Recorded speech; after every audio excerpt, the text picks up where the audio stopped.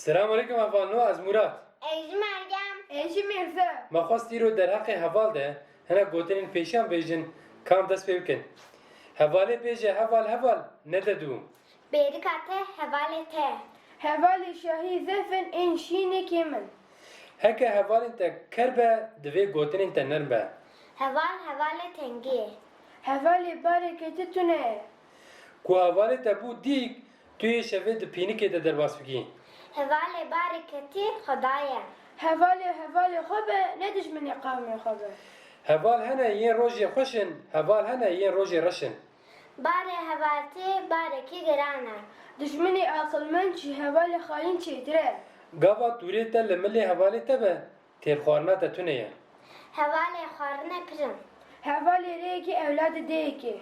Ji avê re gotin çima xweşe dikî got hevalê min kevire. Her ter birefê xwe re difire.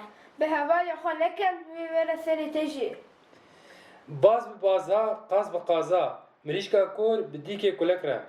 Ne mirovê bêqeran ne rêwiyê bêheva.